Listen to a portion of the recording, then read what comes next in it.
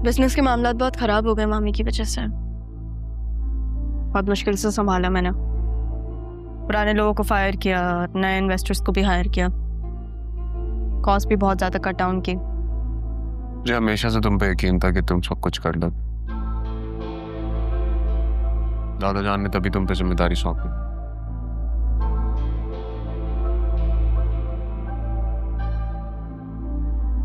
मामू जान तो चेयरमैन है ना, उन्होंने कुछ नहीं कहा तुमसे?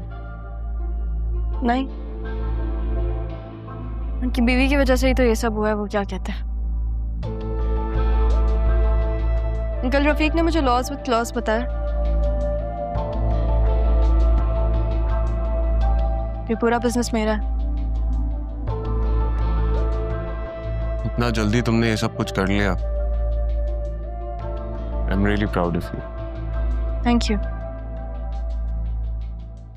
तो मेरे पुराने ऑफिस आए थे ना, वहाँ पे तुम मेरे बॉस से भी मिले थे। वो बहुत अच्छा। उनको पता चला कि नाना जान की कंपनी स्टेक पर है, उन्होंने हेल्प किया मेरी। खैर ये सारी बातें छोड़ो, मुझे बताना था कि हमारा निकाह सेफ हाउस में ही होगा। वो तो गिर भी पड़ा हुआ, आंटी ने उसे। तो घर भी मेरा हो गया। तुमने बिल नहीं देखा? अब मामू जान का कुछ नहीं है, सब मेरा है। वाह, तो अब तुम्हें नहीं लगता अरमान कोई इशू करेगा? इसलिए तो मुझे अच्छे लगते हो सरियन, हर बात को सोचते हो तुम, स्मार्ट हो तुम। जो पता है कि बतूल की खातिर अरमान शायद तुम्हें नुकसान पहुंचाने की कोशिश करे,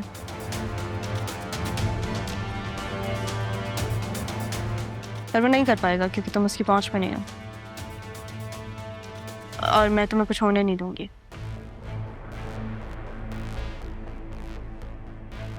इसे ये लो,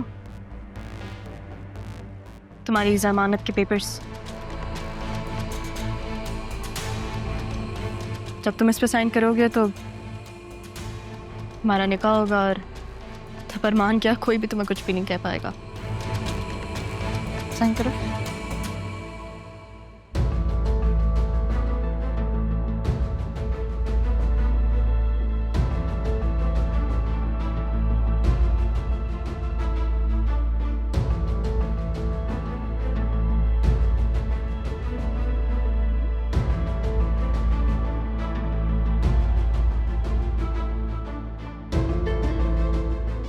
बस एक खुशी बाकी है। क्या खुशी? जब तुम सबके सामने बतूल को छोड़ोगे।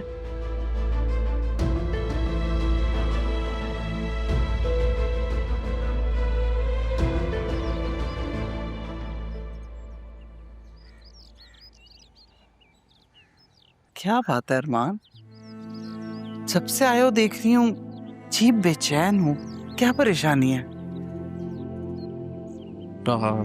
सेफ हाउस में अपना निकाह का इवेंट प्लान कर रही हूँ। क्या? लेकिन क्यों?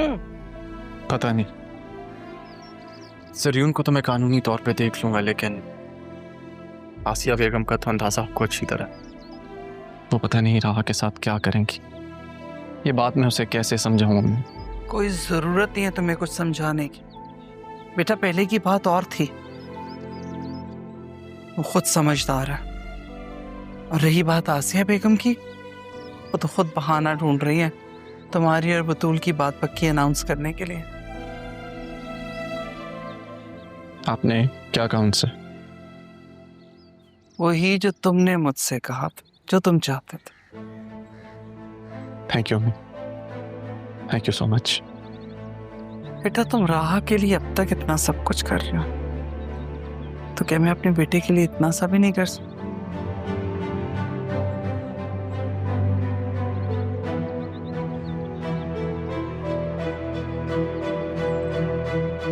तब जो भी फैसला करोगे ना, तुम्हारी माँ तुम्हारे साथ।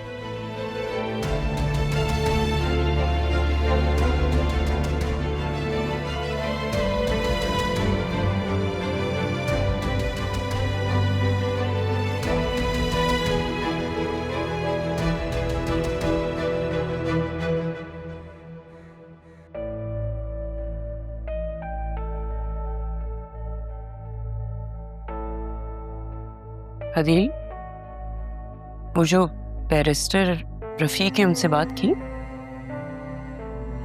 किस लिए? यही कि पापा ने अपनी बिल में सब कुछ राहा का कर दिया। हमारी बेटी के हिस्से में तो कुछ भी नहीं आया, और ये फेयर बात तो नहीं है। आसिया, जो कुछ भी मेरा है वो बतूल का है। पापा किसी का हक कैसे मार सकते हैं? वो ऐसा कैसे कर सकते हैं? अरे मैं तुमसे कह रही हूँ ना, ये सारा उसी का किया धरा है। क्या कहना चाह रही हो?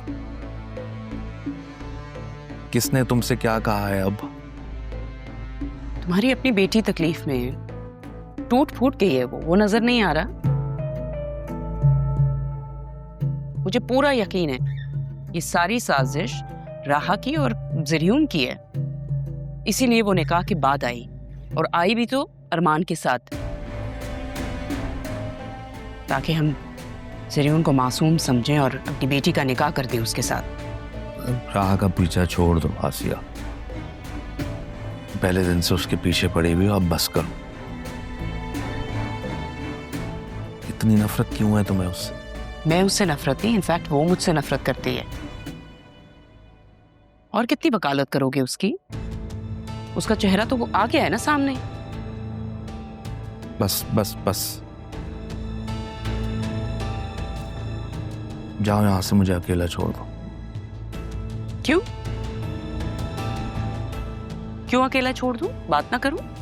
तो मुझे बात नहीं करनी, तुम यहां से जाओ, मैं यहां सुकून से अकेले बैठना चाहता हूँ। Please leave.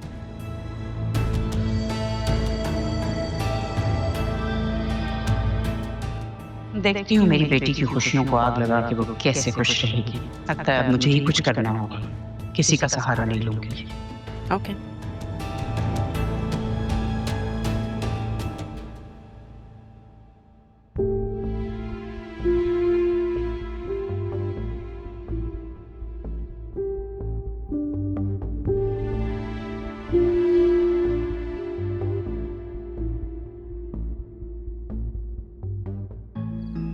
रमीज, याद रखना हमारी नजरें तुम पर ही हैं। जो कहा है वैसा नहीं हुआ तो वापस वहीं जाना होगा। नहीं नहीं, आप जैसा कहेंगे मैं वैसा करने की पूरी कोशिश करूंगा। हमें तुम्हारी कोशिश नहीं, काम चाहिए।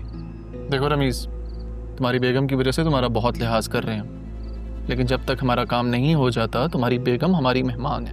अरे अरमान साहब, आप बड़े आदमी हैं, ये मर्दों की बातों में आप औरतों को क्यों मेहमान बना रहे हैं? तुमसे जितना कहा तुम उतना करो। ना तुम हमसे मिले ना हमने तुम्हें कुछ कहा, समझे? मैं बस एक बार खालदा से मिलना। समझे नहीं तुम? ठीक है,